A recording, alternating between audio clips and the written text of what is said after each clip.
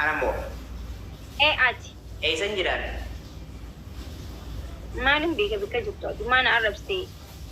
Ana si bira jiraa biyya sitti arrabsi nan beektooti. Laayifii tiktaak irra na arrabsee maana arrabsee sila nagaan biyyatti. Ammoo. Ati.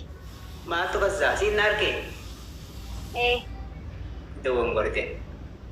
Dogongor. Laayifii ofii mana deemu. Tolu gootee na arrabsee. Salamna.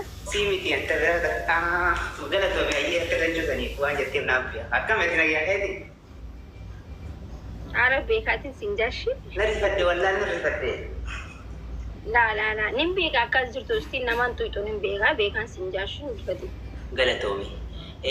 Nama na arrabsee maan arrabsee jeen gaafa duru. Na arrabsee. Taata nama dhugaan see arrabsee nuti akka akkas hin jenne waan na jaalattuuf naan jettee galatoomi.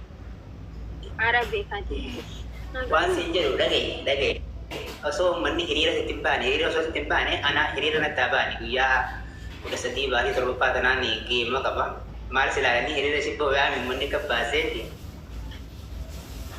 Geeman qaba baatii dhuftu sana guyyaa 13 uummata kana fayyisuu wajji barbaade. Okay, dhageessanii jirtu. Beesaa ishee. Ya baatu dhuftu sana guyyaa 13 inshaallah. Warra rabbi laaffisee taaptaaf dhufanii haa godhani. Faamiliin billaacha illee ni jirti. Inshaallah hundi isaaniitu.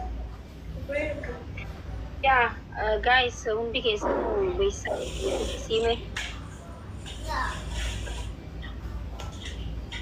Okay, yeah.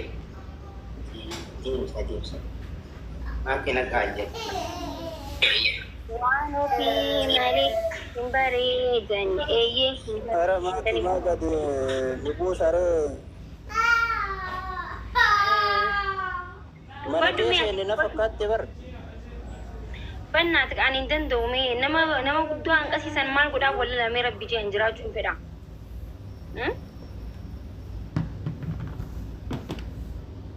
Tayyuma.